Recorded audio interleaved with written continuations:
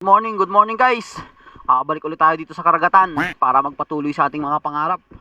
So dito ulit ako magdadive sa nahulihan natin kahapon ng mga slender unicorn. Subukan ulit natin dito dahil kalmada pa yung habagat.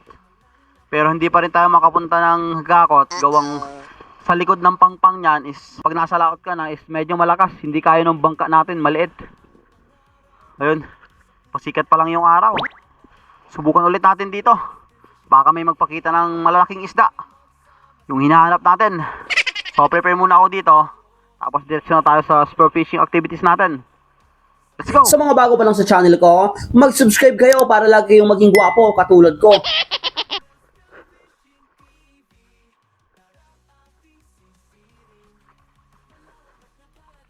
Kaya alod mo tayo dito ng spear gun para along the way makita man tayo ng isda ready na to spear it.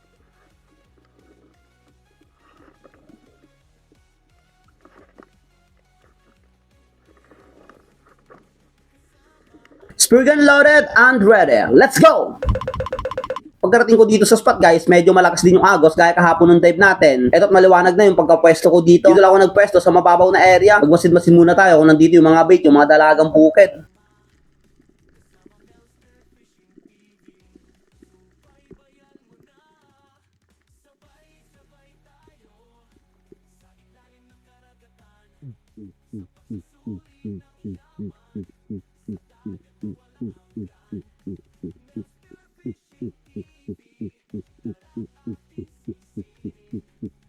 At napakaganda naman ang activities ng mga bait dito. Yung mga maliliit na isda, nandito sila sa mababaw na area. Pag ganitong nandito sila sa mababaw na area, may panganib sa malalim na area, kaya nandito sila sa mababaw. At nandito rin yung mga stick unicorn, yung mga maliliit.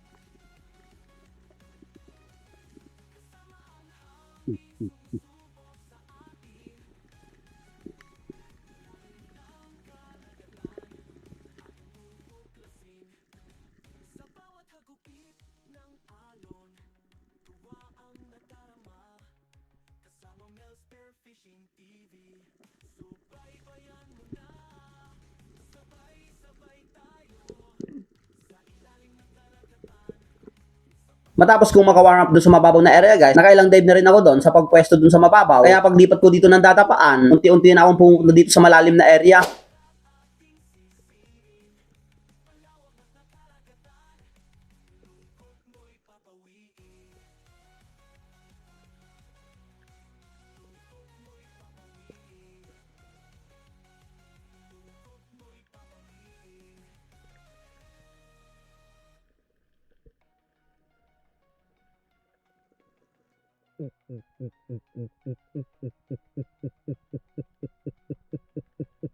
At kung mapapansin nyo nga, medyo madilim pa talaga sa malalim na area. At nabigla ako dito. Akala ko tangigi na itong palapit sa akin. Yun pala is napakalaking mother bangus. Hindi kasi hinuhuli natin yan, kaya hinayaan ko na lang. At nabigla ako dito. Bigla kasing gumalaw itong mga bait. Nagsilango yan papunta sa akin. Nagantay-antay pa ako dito. Akala ko may mamsa ng parating sa akin na napakalaki. Kasi nagpanik itong mga dalagang bukid na ito. Biglang bubilis yung galaw. Paiba-iba ng galaw. Hindi mo maintindihan kung pasaan na itong mga dalagang bukid na ito. Pero nagantay-antay pa ako. Wala namang nagpakita.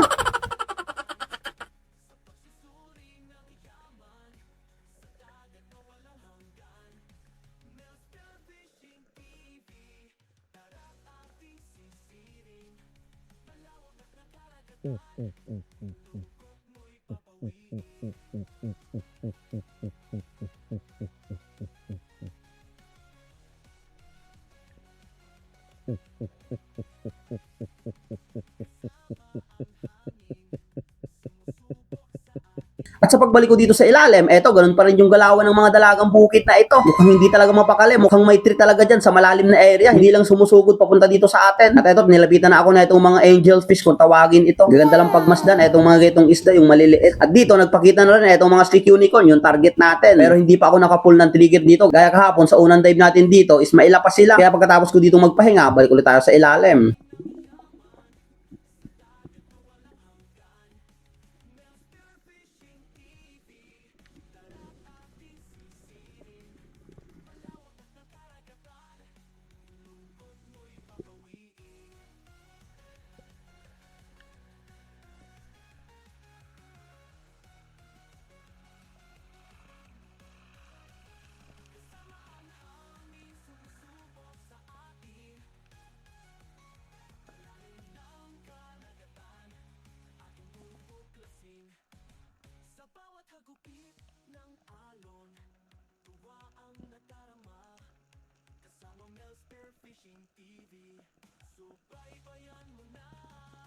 Ang nauna talagang lumalapit dito is etong mga maliliit na slick unicorn. At may nakita ako dito ang lalaking apat na slender unicorn palapit sa akin. Kaya target lock na ako dito sa isa. Kaya pagka-close ko ng gap at na-meet ko yung distance, tinira ko na to. Baka tirahin pa ng iba.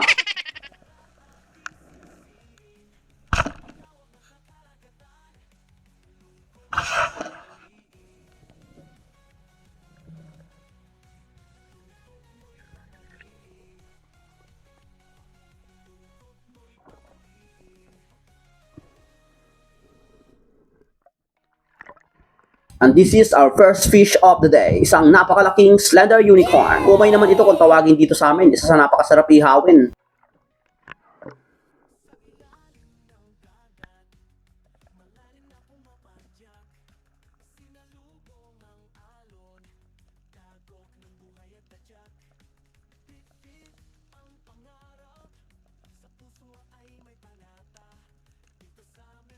Sa dive na to, pagkapwesto ko dito, ang daming botfish dyan sa unahan ko. Nandito yung grupo ng botfish din. Minsan ko lang ito makita dito, pero nag-abang-abang pa ako dito ng ibang isda. At napansin ko dito, nawala bigla yung kasama ng mga slender unicorn, yung nahuli natin kanina. Wala na dito yung tatlo. Ang nandito lang is yung mga slick unicorn. At mailap na rin. Kaya imbis na umanga tayo ng walang huli, kumuha na ako na itong pinakamalapit.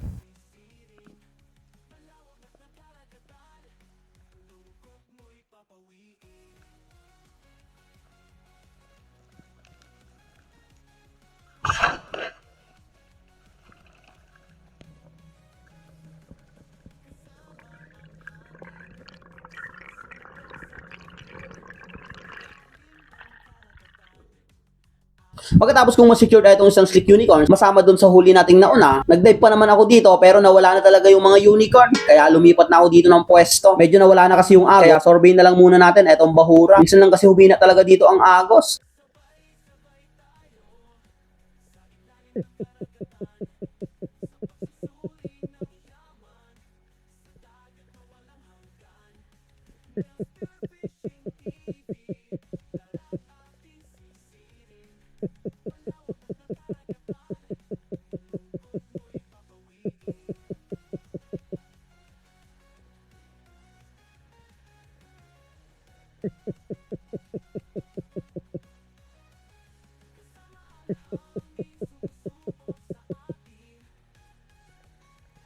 Pagka-resurface ko dito guys, bigla namang may dumaan na 5 pirasong salmon. Ang lalaki nito. Kaya dali-dali na naman ako nag-dive dito kahit hindi pa maganda yung pagka-recover ko ng hininga.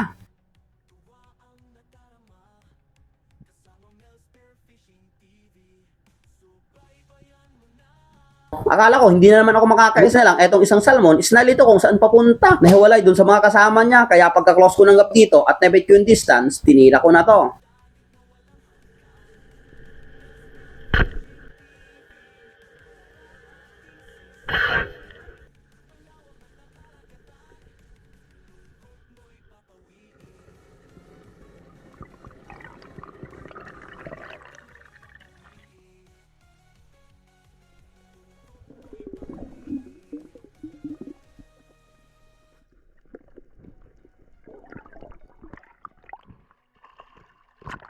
Kaya ito yung naging pang-tatlong isla natin ngayong araw na ito. Isang slender unicorn na tayo, isang slick unicorn, at etong napakalaking salmon.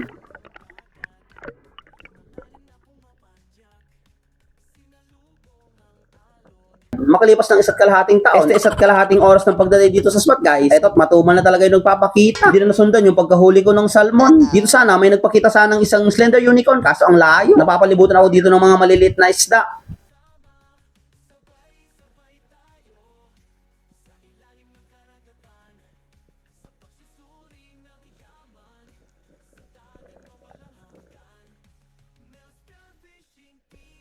Makalipas pa ng isang oras ng pagdadive, nawala na kasi yung agos, wala nang agos ngayon, kaya nilibot ko muna itong bahura, duman ako dito sa may clip, dito sa malalim na area.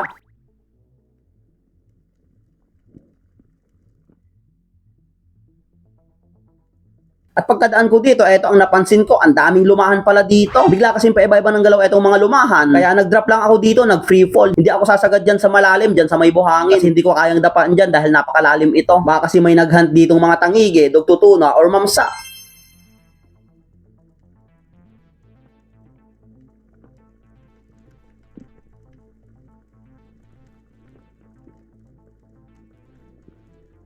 At eto, pinagmamasdan ko itong mga lumahan, paiba-iba ng galaw. Kaya tumigil muna ako dito sa gitna ng dagat. Pagtingin ko sa likuran ko, sa kanang bahagi ko, eto ang nakita ko, napakalaking mamsa, ang palapit na pala sa akin. Kaya dali-dali kong binaling etong pana ko. Buti lang, naabutan ko pa. Maglalagpas na sana sa akin.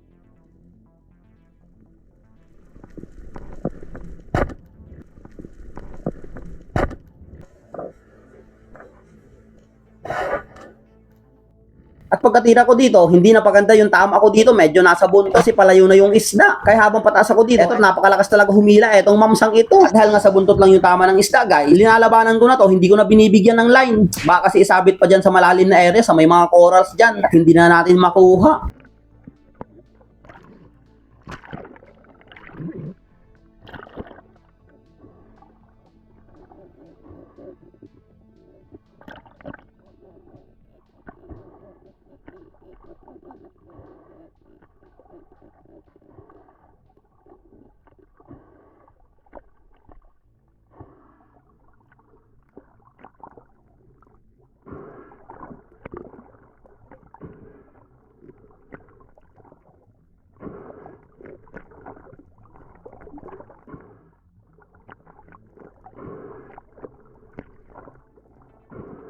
At makalipas nga ng 2 minutong paghihilahan, eto, tanaw ko na etong isda. Napakalaki palang mamsa to. Akala ko kanina, maliit lang. Biglaan kasi yung pagkakita ko dito kanina.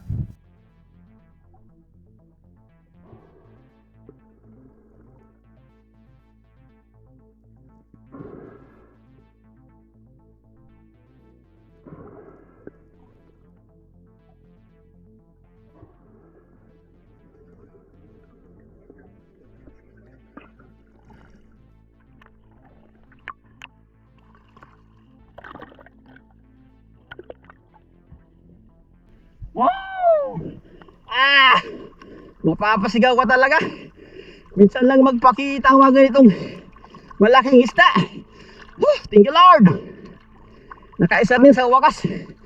Tinay ko lang kaninang nag-free fall lang ako dun sa mga lumahan.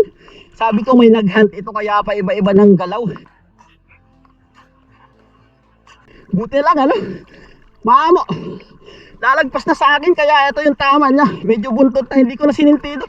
Kasi pag sinintido ko baka biglang umalis ka agad.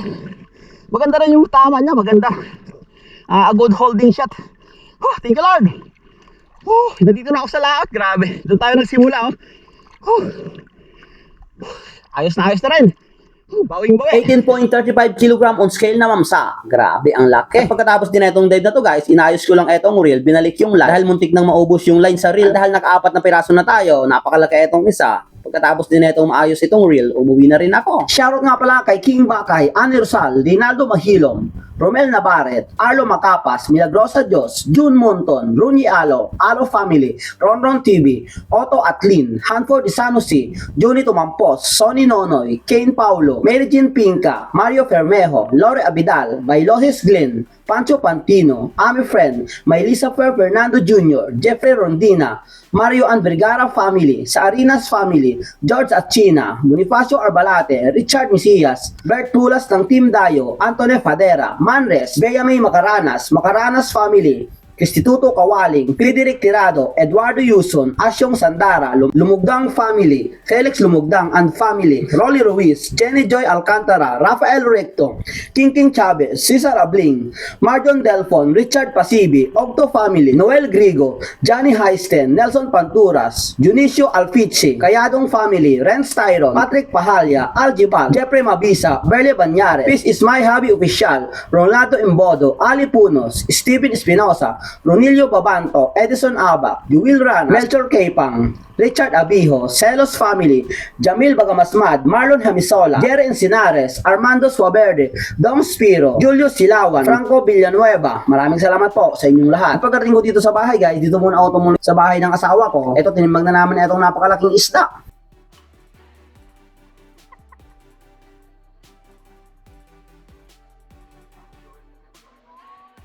At umabot nga ito ng 18.35 kg on scale. Goods na rin. At etong 3 piraso, etong salmon, slender unicorn at isang slick unicorn. Etong 3 piraso, umabot naman ng 5.5 kg on scale. Kaya ang total ng huli ko ngayong isda, sumabot naman ng 23.5 kg on scale. At dahil walang bumili ng buo na itong napakalaking mamsa, ginayat ko na lang to para makatigbin ng pang-ulam. Nagbenta lang ako dito ng mga laman. Kumita naman ako dito sa mga isda ko ngayong araw na ito ng halos 4,000 din. Kaya goods na nakita yon. So hanggang dito lang muna guys yung video natin, hanggang susunod nating episode. Maraming salamat sa inyong lahat sa walang sawang patuloy na sumusuporta sa munting channel ko. God bless you all po. See you on the next episode.